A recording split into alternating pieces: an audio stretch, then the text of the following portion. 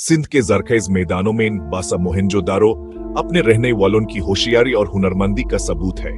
ये शहर 2500 साल कबल मसीह में आबाद हुआ था और इंडस वैली सिविलाइजेशन, जिसे हरप्पन सिविलाइजेशन भी कहते हैं, के बड़े शहरों में से एक था।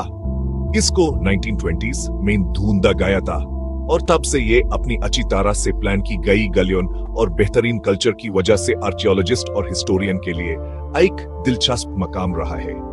शहर का नक्शा, सीधी गलियां और एक जैसे इंतन से बनी हुई इमारतें एक बहुत ही ऑर्गेनाइज सोसाइटी की तरफ इशारा करती हैं। मोहनजोदारो सिर्फ एक आम शहर नहीं था, ये आज के शहरों से बहुत पहले अर्बन प्लानिंग और कल्चरल तरक्की का एक मीनार था। इस कदीम शहर में बेहतरीन ड्रेनेज सिस्टम और आलीशान पब्लिक बाथ्स दे जो इस सिविलाइजेशन की सफाई और पब्लिक वेलफेयर की तरफ तवज्जो को जाहिर करते हैं। मोहनजोदारो का मतलब सिंधी में मुर्दोन का टीला है, जो तो दरवाना है, लेकिन इस कदीम शहर के राज को और भी गहरा करता है। इस जगह की डिस्कवरी ने एक कदीम दुनिया का दरवाजा खोल दिया, एक ऐसी सिविलाइजेशन को सामने ला जो आज के पाकिस्तान में तरक्की और कॉम्प्लेक्सिटी के साथ पल रही थी। मोहनजोदारो का आर्किटेक्चर इंक्विलाबी था। शहर दो हिस्सों में बटा था, सिटाडेल और लोअर सिटी। सिटाडेल में इंपॉर्टेंट पब्लिक बिल्डिंग्स और जगह थी, जैसे कि ग्रेट बाथ, जिसे पता चलता है कि ये रिलीजियस या एडमिनिस्ट्रेटिव एक्टिविटीज का सेंटर था।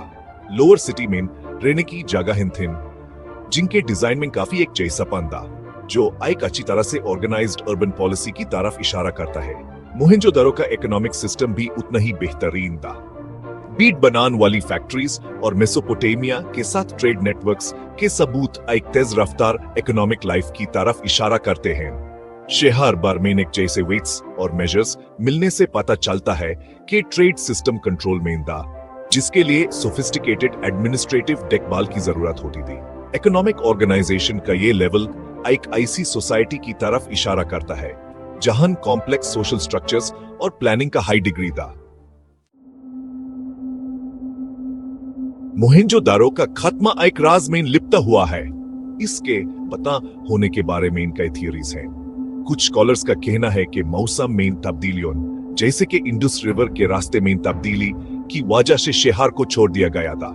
इससे शहर की इकोनॉमी और लोगों को सपोर्ट करने वाले खेती बाड़ी के तरीकों में रुकावट आई होगी। एक और थियरी यह है कि नोमैडिक ट्राइब्स के हमलों की वजह से शहर खत्म हो गया होगा। मोहनजोदारो में मजबूत मिलिट्री डिफेंसेस न होने से पता चलता है कि शहर ऐसे एक्सटर्नल थ्रेट्स के लिए तैयार नहीं था। लेकिन इस थियरी को सपोर्ट करने के लिए आर्कियोलॉजिकल एविडेंस काम है, जिससे ये हिस्टोरियंस के बीच डिबेट का टॉपिक बना हुआ है। इसके अलावा कुछ रिसर्चर्स का कहना है कि इंटरनल सोशल प्रॉब्लम्स या ट्रेड में कमी ने शहर के खत्मे में हिस्सा लिया होगा। असल वजह अभी भी मालूम नहीं है, जो मोहनजोदारो की पहेली को और भी गहरा करती है। ये राज शहर को एकेडमिक और पब्लिक इमेजिनेशन में जिंदा रखता है और रिसर्च और एक्सप्लोरेशन को बढ़ावा देता है। मोहनजोदारो की कहानी इंसानी होशियारी और मजबूती की कहानी है। अपने खत्मे के बावजूद ये शहर अपने लोगों की जिंदगी और पहले के अर्बन सोसाइटीज की कॉम्प्लेक्सिटी के बारे में कीमती मालूमात देता है। इसका बेहतरीन अर्बन प्लानिंग और सोशल स्ट्रक्चर्स आज के अर्बन डेवलपमेंट थ्योरीज को भी इन्फ्लुएंस करते हैं। इसके खत्मे के राज हमें याद दिलाते हैं कि कितनी भी तरक्की याफ्ता सोसाइटीज कितनी नाजुक हो सकती हैं। मोहनजोदारो को स्टडी करने से न सिर्फ हमें अपने पास्ट को समझने में मदद मिलती है, बल्कि फ्यूचर के चैलेंजेस के लिए भी तैयार होने में मदद मिलती है। जैसे जैसे एक्सकवेशंस और रिसर्च जारी है, शायद इस पहली सिविलाइजेशन पर और रोशनी देल ऐसे लेसन्स दे जो आज भी रेलेवेंट हैं।